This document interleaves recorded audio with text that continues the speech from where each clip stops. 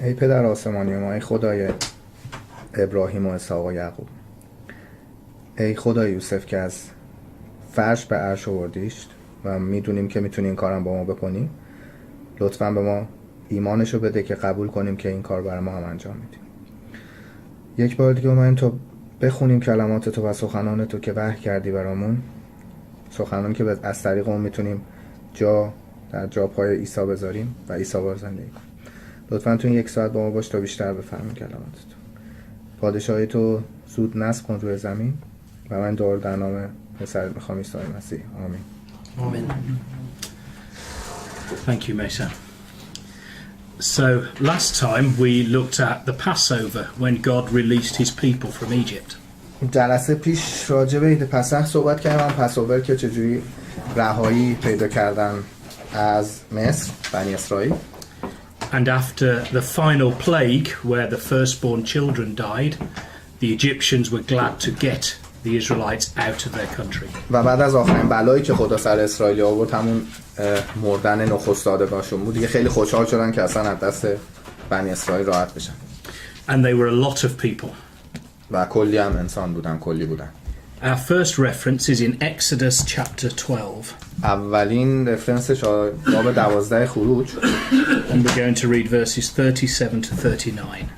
37 تا 39.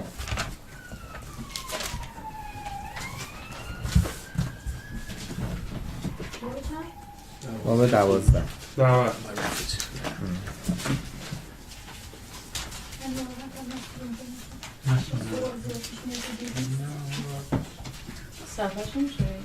نه آیه 37 تا 39. 37 to 39. Yeah. از یه طرف حالا اصلا نقطه شروع میکنید یه نفر شروع 37.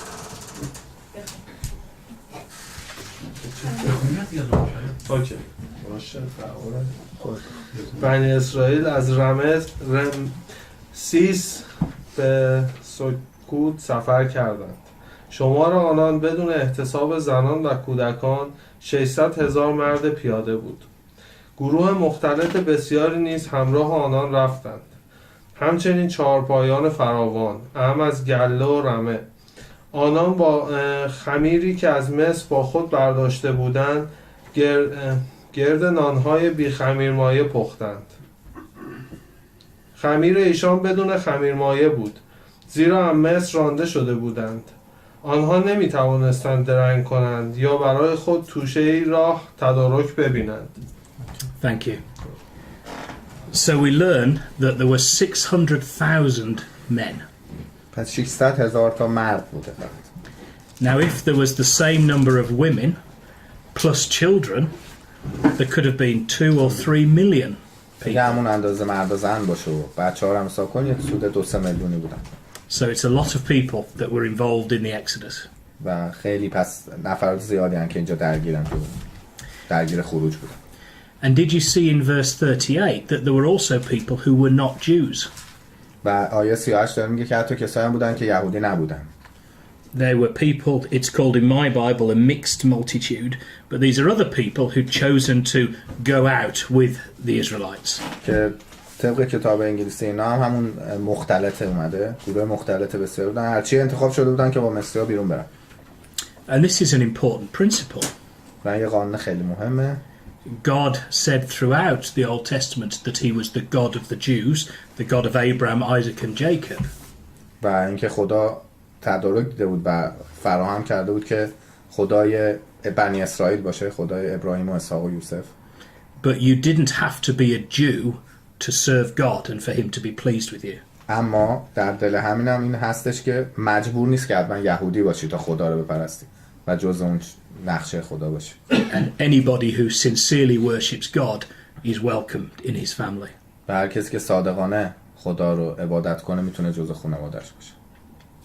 So hopefully you've all got a map.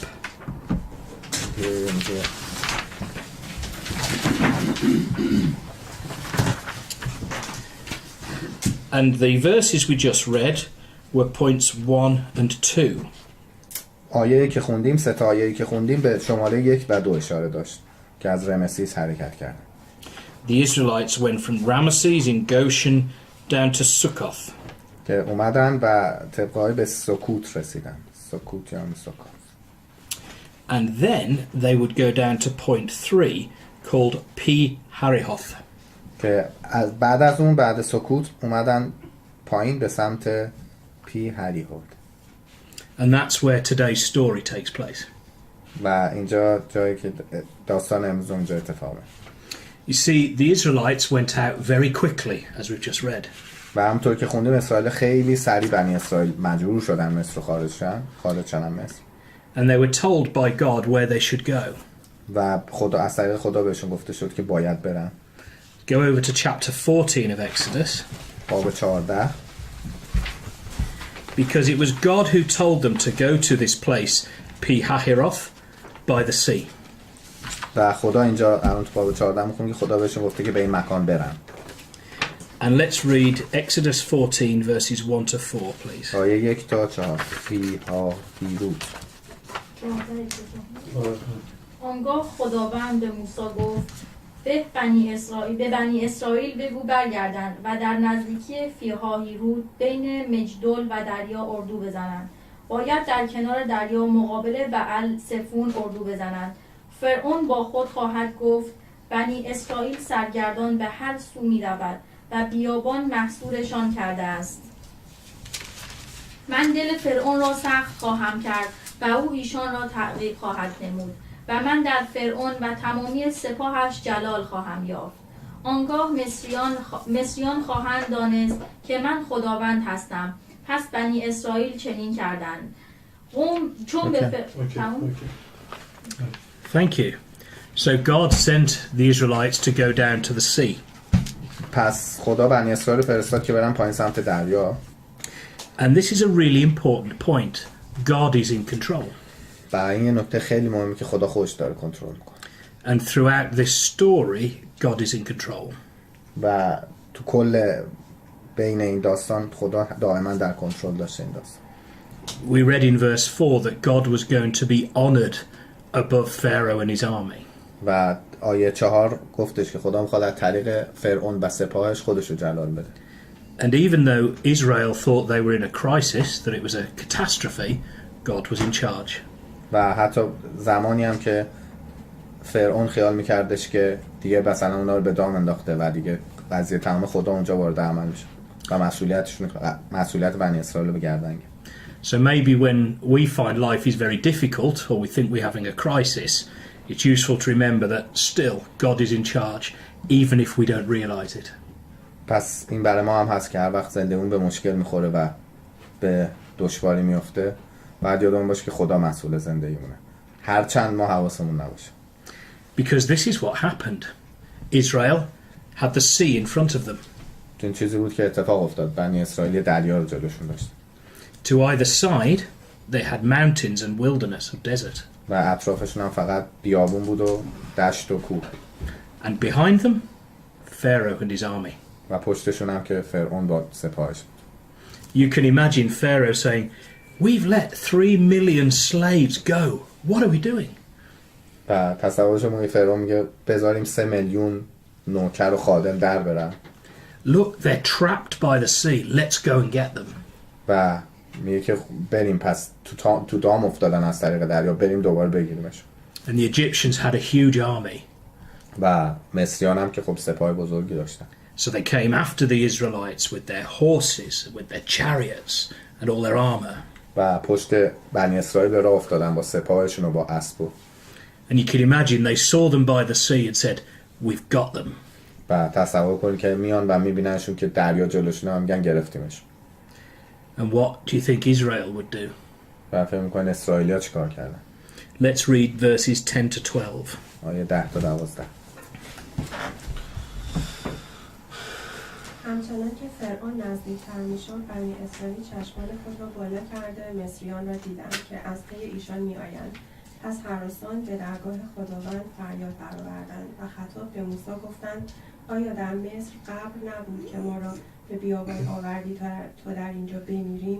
این چیست که به ما کردی و ما را از مصر بیرون آوردی؟ آیا در مصر به تو نگفتیم ما را به حال خود و مگذار تا مصریان را بندگی کنیم؟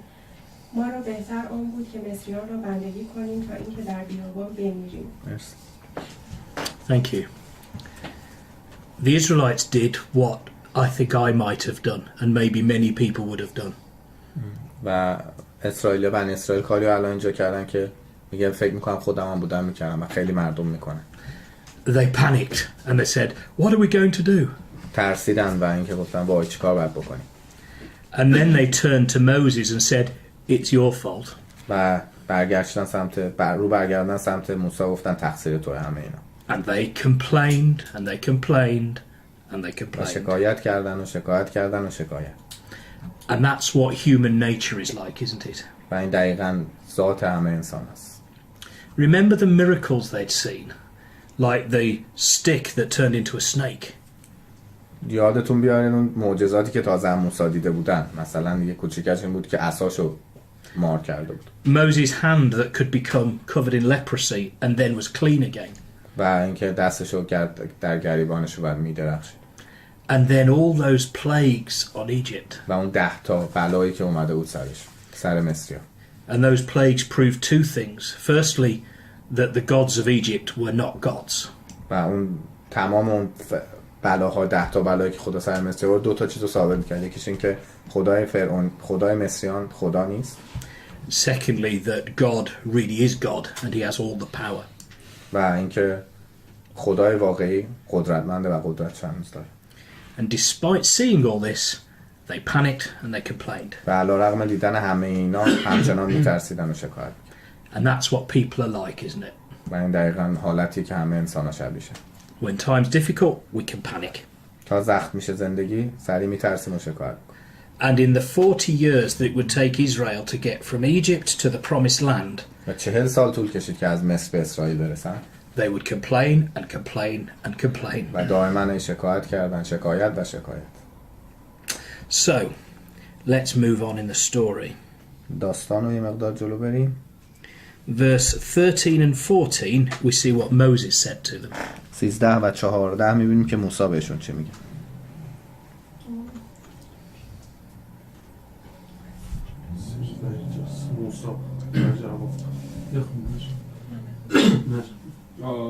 موسی در جواب قوم خود گفت مترسید، بایستید و نجات خداوند را ببینید، نجاتی را که امروز برایتان به عمل می آورد، زیرا مصریانی را که امروز می بینید دیگر هرگز نخواهید دید.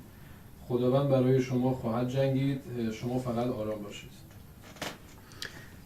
And here we see that Moses was a man of great faith. و داریم میبینیم که موسی آدم با ایمان خیلی بود. We'll read on in a minute and we'll see that at this stage Moses didn't know what God was going to do. و داریم میخونیم که اصلا تو این لحظه اصلا موسی نمیدونسته خدا قراره چیکار کنه. But he knew that God would save them. ولی فقط مطمئن بوده که خدا نجات کنه.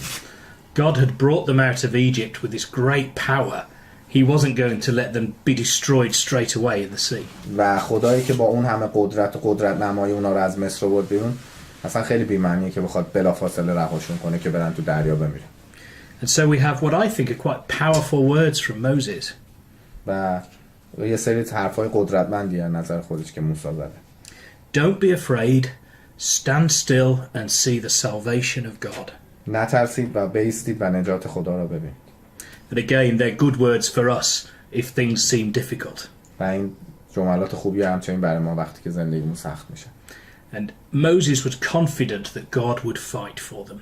و موسی مطمئن بود که خدا براشون میجنگه. And so then God speaks to Moses in verse 15 and he says, "Why are you crying to me?"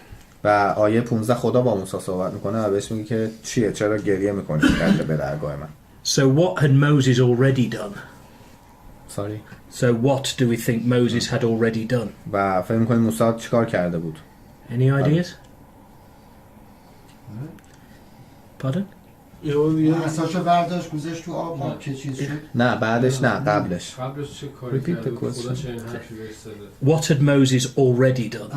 موسی قبلش چیکار کرده بود؟ در حال اون تو اون لحظه قبلش چیکار خدا کرد؟ گله کرده به بود. اون نفری که کش به خاطر اون نفری که کش رو چیزش کرد بعد رفت دوباره اون که ماره خدا گله موسی گله قوم رو به خدا کرد. murder Pardon? in the past. He had, but what had he just done? When he saw the army and he saw the sea, اون what do you think he لحظه did که first? دریا رو دید و اون ارتشی که دارن پیش میان رو دید، اولین کاری که کرد چی؟ It's good to ask questions. He'd prayed. دعا کرد He prayed, and that's a really important thing. و این مهمه. He said, stand still and see the salvation of God, but he had prayed about it. و خیلی مطمئن بهشون گفت که صبر کنید، بایستید و نجات خدا رو ببینید، ولی دعا کرد بابتش. And that's what God says to him in verse 15. و به خاطر اینه که 15 خدا داره میگه چرا نزد من فریاد برمیآوری، یعنی که چی میخوایم من، داره دعا میکنه که خدا داره در جوابش اینجوری میگه. Can we read verses 15 to 18, please? 15 تا 18. آنگاه خداوند به موسی گفت چرا نزد من فریاد برمی آوردی؟ بنی اسرائیل را بگو پیش روند، تو عصای خود را بلند کن و دست خود را بر فراز دریا دراز کرده آن را بشکاف تا بنی اسرائیل به میان آب بر زمین خشک داخل شوند و من دل مصریان را سخت خواهم کرد تا از پی ایشان داخل شوند و در فرعون و تمامی سپاهش و اربابها و سوارانش جلال خواهم یافت و چون در فرعون و 18. اربابها و سوارانش جلال یابم مصریان خواهند دانست که من خداوند هستم. اوکی مرسی. Thank you. Merci. مرسی. So God says to Moses, this is what you're going to do. خدا به موسی گفت این کاریه که باید انجام بدی. You're going to lift up your stick, your rod, that famous rod, عصای معروف تو بالا بیار and you're going to stretch it out over the sea و به سمت دریا بگیر so that you can divide the sea. و میتونید دریا رو تقسیم کنید. And then the children of Israel will go through on dry land.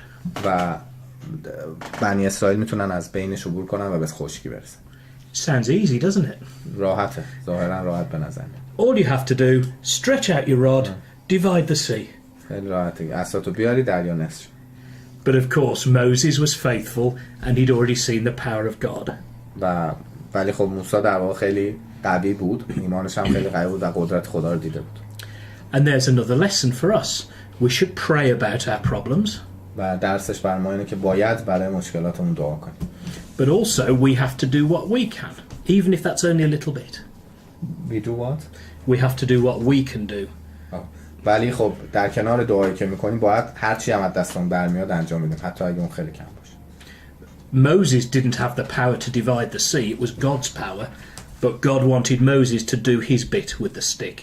و موسی قدرت اینو نداشت خودش دریا رو تقسیم کنه. خدا میتونست بدون حرکت موسی هم دریا رو تقسیم کنه، منظورش اینه. ولی خدا هم موسی خواست یه کار کوچیک حداقل انجام بده که درسش برای ما این باشه که تلاشمون رو باید بکنیم در کنار دعا. موسی هم دعا کرد، هم یه کار کوچیک بالاخره انجام داد، ولی خدا نصف کرد دریا. Sometimes what we can do seems very little, بعضی وقتا کارهایی که ما میتونیم از دستمون برمیاد انجام بدیم شاید خیلی کوچیک باشه، but God asks us just to do what we can do ولی خدا فقط از ما میخواد کاری که در توانمون انجام بدیم، همین، بیشتر نمیخواد. and to do the best that we can. و بهترین حالتی که میتونیم انجام بدیم. And God then will help. و خدا بعدش کمک میکنه. And there's something else amazing that was about to happen. و یه چیز جالب دیگه راجع به این اتفاق، Because even if the sea was to be divided, the army were right behind. اینه که مشکلی بود که اینم در علیرغم اینکه دریا باز شده بود و قرار بود باز شه، این که لشکریان پشتش بود. The army with their horses and their chariots and their fit soldiers. با عرابه‌هاشون و با سربازای خشمگینشون و با اسباشون در حرکت. The Israelites were millions of people, old and young, children. How quickly would they move? و اسرائیلیا 2-3 میلیون آدم بودن که بچه بوده، پیرمرد، پیرزن و چقدر سریع مگه میتونستن رد شن. It would not be a fair race. و این مسابقه عادلانه نیست اصلا. And the good news is it wasn't going to be a fair race. و خبر خوب اینه که اصلا قرار نیست که مسابقه عادلانه ای باشه. So first let's read verses 19 and 20. 19 و 20. آنگاه فرشته خدا که پیشاپیش سپاه اسرائیل میرفت نقل مکان کرد و به پشت سر ایشان رفت. ستون ابر نیز از پیش روی قوم نقل مکان کرد و پشت سر آنان ایستاد و بین اردوی مصر و اردوی اسرائیل قرار گرفت. ابر بود و تاریکی و ابر شب رو روشن میکرد بیان که در تمامی شب یکی از آنها به دیگری نزدیک آید. Thank you. So God's angel who was with Israel, he creates a pillar of cloud. و فرشته‌ای که از سمت خدا با بنی اسرائیلیا بود یه کوهی تجمعی از ابر درست کرد. This great big pillar of cloud which would guide Israel throughout their journey to the promised land. یه ستونی از ابر درست کرد که بتونه هدایت کنه بنی اسرائیل رو به سمت سرزمین. And then this cloud goes behind them so the Egyptians can't get at them. و اون ابر شروع کرد به حرکت کردن اومد پشت بنی اسرائیلیا بین مصریان و اسرائیلیا قرار گرفت که نتونن ببیننش. And in the day it made it dark for the Egyptians. و روز رو برای مصریان شب کرد. But in the night it made it light for Israel. ولی برای شب برای مصریان شب و روز میکرد. And elsewhere in Exodus it's described as a pillar of fire at night, which makes sense. که در ادامه خروج آیه بخونیم به عنوان یه ستونی از آتش نام برده که شب و براشون روز. It's as though God was putting down his hand and saying, "You will not touch my people." مثل اینه که دقیقاً تصور کن خدا دستشو گذاشته و به فرعونیا گفته که حق ندارید دست بزنید به قوم من. And so he protected them. و محافظت کرد ازش. And then Moses does what God asked him to in verses 21 and 22. و در آیه 21 و 22 موسی کاریو کرد که خدا ازش خواسته بود.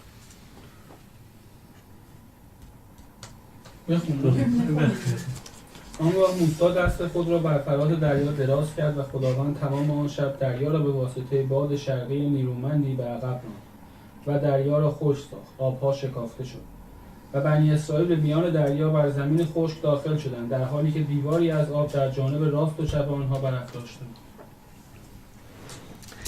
So Moses stretches out his rod as God had told him. و موسی عصاشو آورد به سمت دریا همونطور که خدا گفته بود. And it's God who sends this east wind to blow on the sea. و خدا در همون لحظه باد شرقی فرستاد برای خشک کردن دریا. And the waters went up like this at the sides. و آب از اطراف به بالا رفت. And made a dry path through the middle. و یه مسیر مستقیم و لوله مانندی درست کرد تا رد. Just imagine what that must have looked like. تصور باید بکنیم که چه شکلی میتونسته باشه. And just imagine being told, "Don't worry, you can walk between these waters." و اونجور تصور مثلا اومده بهشون گفته که نگران نباشید بیاید در این مسیر برید. So you, with your old and your young and your families, you're going to walk along this path. و کل همتون میتونید با خانواده پیر و جوان بچه رد شید در این مسیر. And you've got water up this side and water up that side. و دو طرفتون به ارتفاع زیاد آب باشه. The cloud behind you, or the cloud of fire. و ابر آتش پشتتون باشه. And behind them, the Egyptians. و پشتش هم مصری‌ها باشه. And one more thing, it was the middle of the night. و یه چیز دیگه این که وسط شب هم بود. So this would be pretty terrifying, I think. قطعا کاملا میتونه وحشتناک باشه. And there are some interesting artworks if you go on the internet and search for the Red Sea crossing. I did this week and there's some amazing artwork. و میگه خیلی تصاویر خیلی باحال و جالبی اگه گوگل کنید راجع به دریای سرخ و عبور مصریان خیلی تصاویر قشنگی ازش خلق کرد. Some of it's just crazy. بعضیش میگه احمقانه است. But you can imagine trying to picture this sight. و میگه تصور کنید که بتونید همچین چیزی رو به تصویر بکشید، همچین دیدی رو. But they did. They went through and they went on dry land. ولی خب انجام دادن، رد شدن و به خشکی رسیدن. So we know what the Egyptians would want to do. و میدونیم که مصری‌ها قراره چیکار کنن. They wanted to capture their slaves. و میخوان که بگیرن دوباره دستگیر کنن اینا رو. And if I was an Egyptian soldier and I saw this, I think I'd want to go back home. و میگه اگه من خودم سرباز مصری بودم اونجا تصمیم گرفتم برگردم. But the army said, no, off we go. Let's follow Israel through the sea. ولی خب اونا تصمیم گرفتن که پشتش بیان و دست دادن که برید و اونا رو بگیرید. Now, sometimes people make stupid decisions, and I think this is a big one. و میگه بعضی وقتا مردم زندگیشون تصمیمات احمقانه میگیرن و یکی از اون احمقانه‌های بزرگ بود. So, do we know this story already? And if so, do we know what would happen? و شما میدونیم در از داستان و میدونیم که چه اتفاقی داره میفته. Or can we guess? یا حدس بزنیم. Well, let's read it. بخونیمش. Let's read a slightly longer section, verse 23 to 31, which is the end of the chapter. 23 تا 31 که آخر بابه. مصریان با همه اسبان و عرابه ها و سواران فرعون از پی ایشان تاخته به میان دریا در آمدند. و اما در آخرین پاس شب خداوند از ستون آتش و ابر بر اردوی مصر نظر افکند و آن را آشفته کرد. او چرخ عرابه های مصریان را از مسیر خارج میکرد و به گونه‌ای که به دشواری میراندند. پس مصریان گفتند بیایید از بنی اسرائیل بگذریم، زیرا خداوند برای ایشان با مصر می‌جنگد. آنگاه خداوند به موسی گفت دست خود را بر فراز دریا دراز کن تا آبها بر سر مصریان و عرابه‌ها و سوارانشان برگردد. پس موسی دست خود را بر فراز دریا دراز کرد و دریا هنگام طلوع روز به وضع نخست خود برگشت و چون مصریان به درون آن گریختند خداوند ایشان را به دل دریا افکند. آب دریا به جای نخست خود برگشت و عرابه‌ها و سواران یعنی تمام سپاه فرعون را که از پی بنی اسرائیل به میان دریا آمده بودند پوشانید، حتی یکی از ایشان نیز جان به در نبرد. اما بنی اسرائیل در میان دریا بر خشکی راه پیمودند، در حالی که دیواری از آب در جانب راست و چپ آنها برافراشته بود.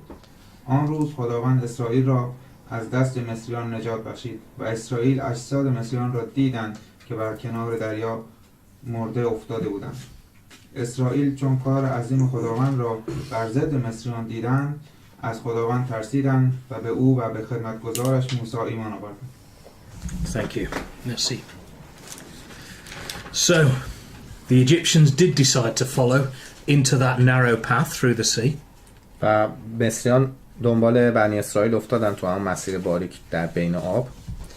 But it seems that even after all the plagues, they didn't understand the power of God.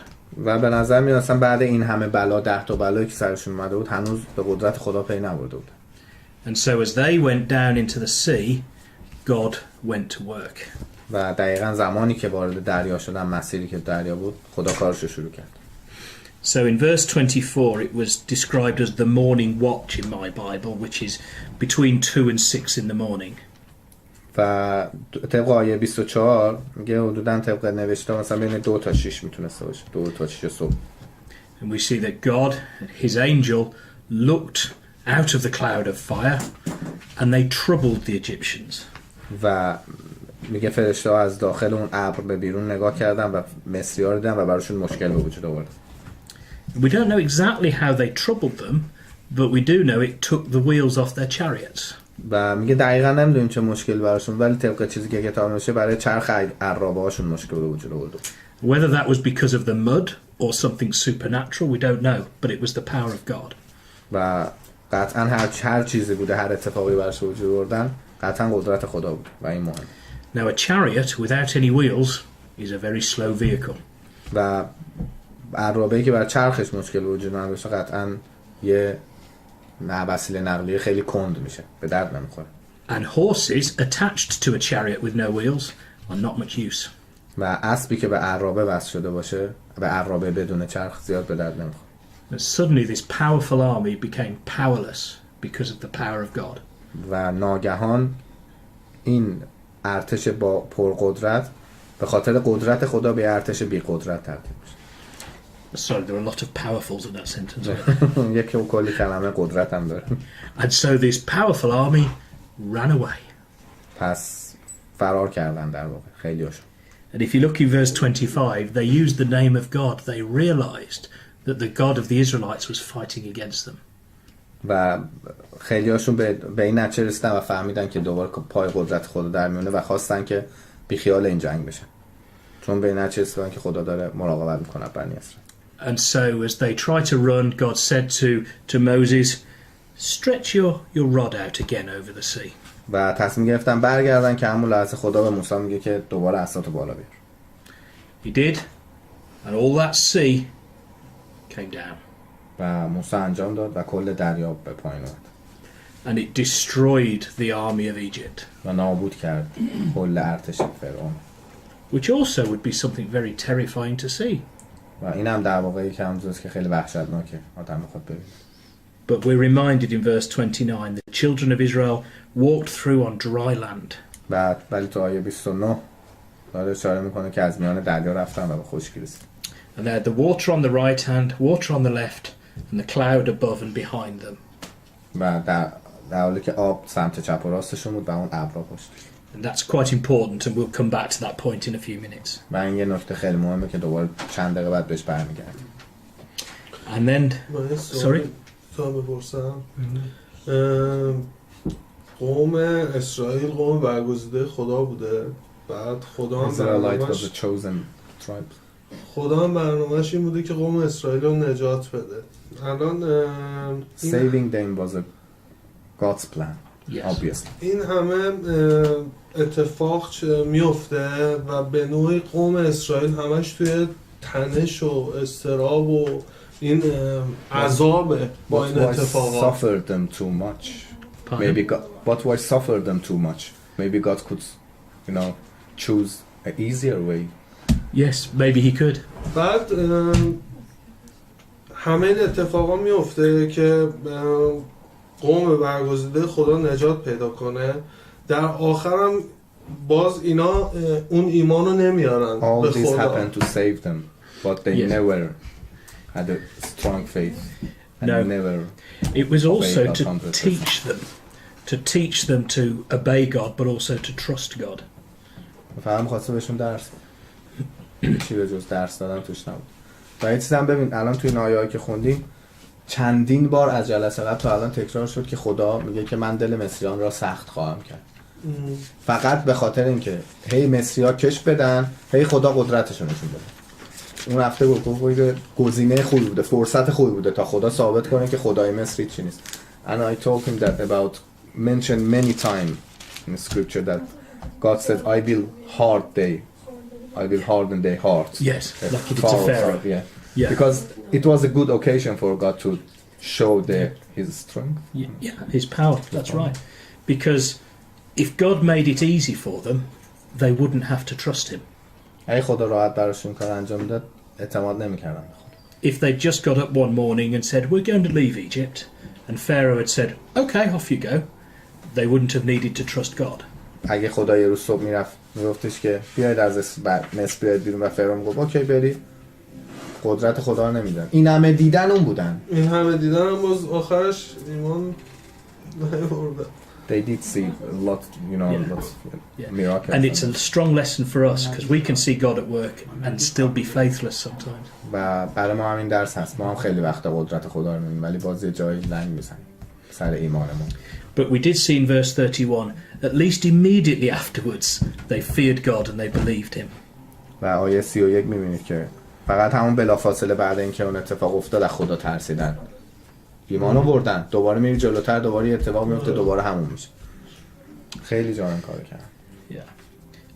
Now, the story of the Red Sea is one of those stories that is mentioned again in the Bible, and that's quite helpful. و یکی از داستانهای کتاب مقدس عبور از دریای سیاه و خیلی هم به درد بخوره. So in the very next chapter, Moses and the people of Israel sing a song to celebrate that they've been saved from Egypt. و در باب بعدی می‌بینیم که بنی اسرائیل و موسی شروع می‌کنن به سرود خوندن و خوشحالی کردن بابت اینکه نجات پیدا کردن. And if you want some homework for this week, read all of chapter 15. و اگه تکلیف خونه می‌خواید می‌تونید باب 15 رو بخونید. Because you'll understand more of how they felt about it. Chapter 14 is the facts, chapter 15 is the personal. و میتونید بخونید که چه حسی داشتن. خیلی شخصیه. باب 14 بابی بود که میشد راجعش حرف زد تو عموم ولی باب 15 بابی که خودتون بخونید. But I would just show you a couple of verses that are particularly interesting. فقط چند تا باب آیه خاصش که خیلی جذابه. in verse 8, بعد فرعون هم با سربازش غرق شد یا فقط سربازش شد؟ just it was a Pharaoh army, not Pharaoh who came. it doesn't say that Pharaoh was with them, so we don't know. نگفته و نمیدونیم احتمالاً Yeah. ولی قدرت داشت فکر نکنم تکون خورده باشه. It does say in verse 6 that it was Pharaoh made ready his chariot and took his people with him. فقط آیه 6 نوشته که فرمان داد عرابه‌اش را آماده کنند و با سپاه خود به راه افتاد. نوشته ولی مرده نمردش نمیدونه. So perhaps he died in the sea, but we're not told specifically. شاید هم مرده باشه تو دریا ولی به طور خاص ننوشته. تو اسلام میگه که باش بودم. آره تو قرآن دروغ زیاد میگه ولش. Quran mentioned that Pharaoh did. Yeah, Pharaoh died. Yeah. Yeah, Islam. Looks like it. Oh yes, oh did it? Right, in the Quran. So some of the stories are quite close. Yeah. So chapter 15 and verse 8, there's an interesting comment. 15:8 باد بینی توی همینه؟ آره همونه. باد بینی تو آبها را باد بینی تو آبها را برهم. آره باد بینی تو آبها برهم باش، آبهای روان همچون توده برپا ایستاد و آبهای ژرف در دل دریا منجمد گشت. Just eight. Yeah, just Yeah, verse how 8. much? Thank you. Now in my, I don't know whether it's the same in the Farsi, but in my English Bible, it suggests that the waters were frozen by that east wind. Yes. Is that the same suggestion? Same. آره منجمد. So you're getting a little bit more information. یه ذره اطلاعات بیشتر داره میشه دوباره. And then in verse 13, you have آیه 13. the main bit of the story, I suppose. Just verse 13. قومی را که رهانیدی در محبت خیش هدایت نمودی، ایشان را به نیروی خود به مسکن مقدس خیش رهنمون شدی. Okay. Now this, I find this a fascinating story. It's quite exciting, isn't it? But there's a really important lesson, and it's one that the Apostle Paul teaches us in Corinthians. و میگه خیلی داستان فوق‌العاده و خوب جالبیه ولی دل اصل درسش چیزیه که پولس رسول داره به ما تو قرنتیان. So 1 Corinthians 10. اول قرنتیان 10. 1492.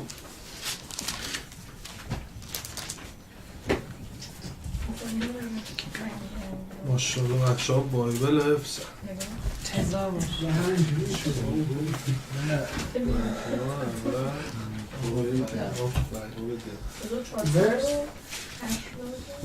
And we can read, I think, just verses 1 and 2. Just 1 and 2. 91. ده بله. باب 10 ورس 1 و 2. این اول قرنتیان با چه این It's okay. از آیه آره 1 و 2. زیرا ای برادران نمیخواهم از این همه موضوع غافل باشید که پدران ما همه زیر ابر بودند و همه از میان دریا گذشتند. آنان همه در ابر و در دریا در پیوند با موسی تعمید یافتند. So you see why I was showing the picture of the water and the cloud. و به خاطر اینکه خیلی تلاش کرد برای تصویر کشیدن اون دریا که چجوری باز شده و اون ابرا که بالا سر بود. Not just because my son said I had to do that. میگه نه بخاطر من که پسرم همیشه میگه باید اینجوری بکن. But the Israelites going through the Red Sea was a picture of baptism. بر رد شدن بنی اسرائیل از میان دریای سرخ تصویری از غسل گرفتن. Although they were dry on dry land, they went through the water. اگرچه خشکی بودن ولی از بین آب گذشتن. And that's the picture that Paul is using in Corinthians. و این تصویریه که پولس رسول تو قرنتیان داره میکشه. And he uses some other pictures. I imagine you'll come back to it as we talk about the Exodus journeys. و دوباره یه سری تصاویر دیگه که در طی خوندن سفر اینا تو خروج هی دوباره بهش برمیگرد. And that's why the Exodus journey is so interesting for us, because it can be like our journey. به خاطر همینه که سفر خروج بنی اسرائیل هم مثل اینقدر بر ما مهمه چون عین سفر خودمونه تو زندگی. If we want to be in the kingdom, in the promised land, well, this is how we start. و اگه ما هم میخوایم سفرمون در نهایت به پادشاهی خدا برسیم، جوریه که ما هم باید شروع کنیم این راهش. We believe in the power of God and we have to be baptized. باید به قدرت خدا ایمان داشته باشیم و غسل بگیریم. And then we go on a journey through our lives. و یه سفر رو شروع کنیم در زندگی. And just like Israel, some bits will be easy and some bits may be difficult. و مثل اسرائیل جایی 100% این سفرمون راحت خواهد بود، یه جایی سخت. And sometimes we'll do a good job and sometimes we'll do a bad job. و بعضی وقتا درست انجام میدیم، بعضی وقتا بد. بعضی وقتا کار درست میکنیم، بعضی وقتا کار بد. Because we're human like they were. چون ما انسانیم. But God wants us to be in the promised land just as he was going to take his people to the promised land. و خدا قطعا دوست داره ما تو پادشاهی خدا باشیم. دوست داره همه انسان‌ها رو برداره و پادشاهیش قرار بده. And God's power is there to look after us. و قدرت خدایی که مراقب ماست. Merci. Any questions? I think Thank you.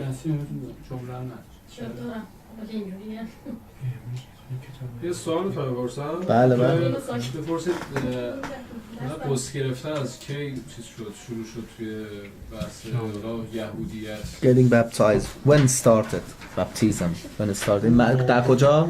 یهودیت. Judaism. Yeah. So in Judaism, if you were a non-Jew, you could be sort of baptized to become a Jew. It was part of the tradition. Okay, come back to this in a moment. Yeah, we'll definitely take that. Could you please pass your phone because I'll text you the screenshot. Okay. But baptism, as we know it, begins with John the Baptist who baptized Jesus, and then Jesus and his disciples began baptism in the Gospels. غسل از یحیای تعمید دهنده شروع شد که همه غسل before John Baptist it wasn't. No. In the Old Testament, it's not. We have some pictures of baptism, but baptism is into Jesus, so that comes in the New Testament. و از طریق عیسی شروع شد و ادامه اومد. ولی ما هم به عنوان یه غیر یهود میتونیم با غسل جزء یهودیان حساب بشیم. So we have a question from the online viewers. Thank you for joining us. Thank you.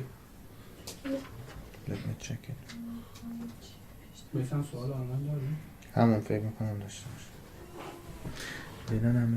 While Maysam checks that, there are lots of pictures of baptism in the Old Testament. This is one. No, it's not just comments. Okay. No question. Oh, that's a comment. Thank you for your comments. Thank you for joining us. If there's no more questions in the room, we'll close in prayer in English.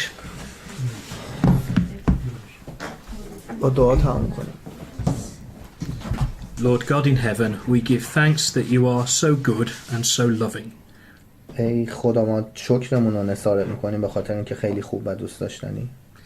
Thank you for giving us your word so that we can learn about you.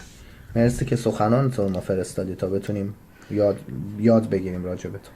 And in your looking after the people of Israel, we see that you are powerful but that you are merciful. و با خوندن این درس امروز و اینکه چطور مراقبت کردی از بنی اسرائیل فهمیدیم که چقدر قدرتمندی و چقدر پر از عشقی. Please send Jesus soon to the earth to set up your kingdom. لطفاً زودتر مسیح رو روی زمین بفرست برای تأسیس پادشاهی. So that your power and your goodness may be seen by everybody. و بلکه قدرت و خوبی تو به همه نمایان بشه. And please keep safe all your children until he does come back. و لطفاً همه بچه‌هاتو محافظت کن و حفظ کن تا زمانی که مسیح برگرده. We offer our thanks and our prayers to the Lord Jesus Christ. و ما تقدیم می‌کنیم همه تشکر و دعامون از باب عیسی مسیح به تو. آمین.